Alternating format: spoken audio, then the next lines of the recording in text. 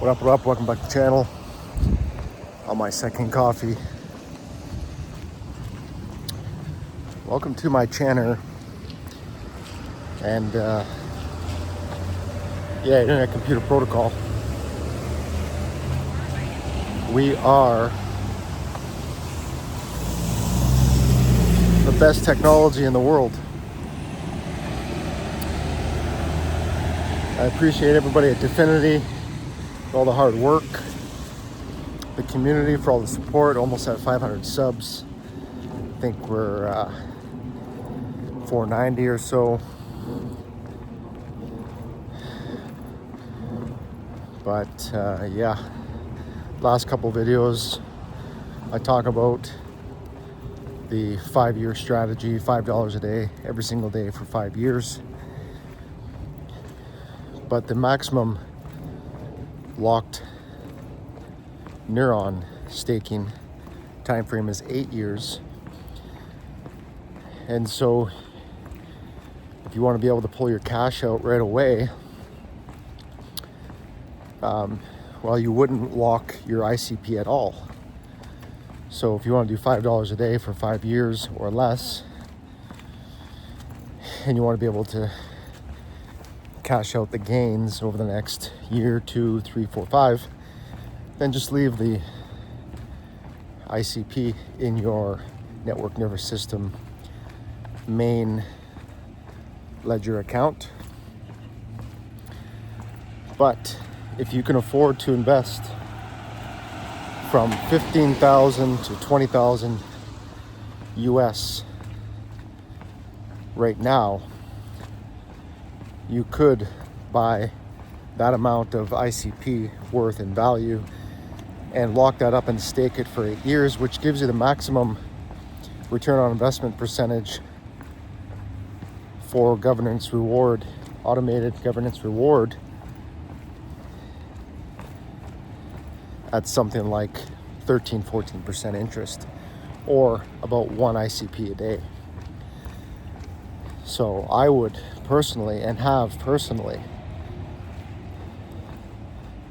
have a neuron locked up for 8 years.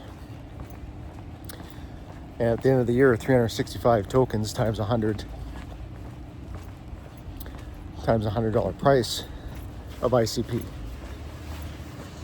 is a good enough chunk of change to keep working on other projects and not have to work for somebody else. So that's my plan. Meanwhile, I'm still buying $5 a day every day for 5 years. I might keep a liquid bag for disposal, but really, it's not really necessary for me at this point. Over the last 2 years, it was. So that's just one strategy. But I'm not a day trader, not a minute trader. I don't really follow the trends. I invest in global quality of life improving technologies. I wouldn't say all my money's in one box or one bag or one basket, but everything was done over the last few years accordingly. Like, I've been working on big global rollout on international business distribution for products for 5 and 7 years respectively. That's been an ongoing business development and execution. But I've also negotiated the percentage of the business for myself to bring people into those businesses to raise capital. I've raised over $250,000 over the last 7 years for both these businesses. That's taken this amount of time to scale it globally. This year, this month, next month. And it takes a lot of work, takes a lot of time, takes a lot of money, takes a lot of people that you can trust, people that you know. I work with presidents of companies, and I work with presidents of countries, and presidents of companies who work with presidents of countries. I mean, I put myself in that position, not knowingly, but understanding the product in the market and the need for what we were bringing into market, what we were bringing into production. So when you have the statistics, you have the white papers, you have all that information, like Definity Foundation, all the publications, all the scientific white papers, all that information, when you have all that, it's taken 2 years to learn all that and to know what is needed, what's required, and how the world is changing in blockchain, internet, decentralized clouds, data sovereignty. That's where the real necessity begins, because the Internet Computer Protocol and Definity Foundation have solved the 10 trillion a year cybercrime problem. And you know what? A lot of the big legacy tech, big players, companies, corporations, they might adopt this in small ways, because in big ways, inside jobs in cybercrime theft happens all the time. And the people who want to allow cybercrime to happen, because there's money to be made in cybercrime, there's also money to be made in preventing it. So it's like the world has all these problems and the government's open to solving problems, but the companies that say there are no solutions, they get the bailouts and the funding from the government to stay in the business of non-solution. So you got to remember that the world works this way, that the capital markets, that the wealthy billionaires and billionaire companies, there are tons of money to make by not bringing solutions into the market. Just from my example I just mentioned. And when you go to a bank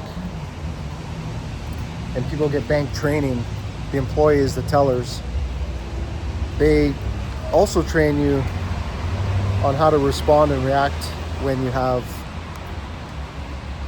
somebody who is trying to rob the bank. It's a part of the business, and they teach the new trainees in the banks that bank robbery or attempted bank robbery is a natural, normal part of the business. I remember back when I used to work canine security,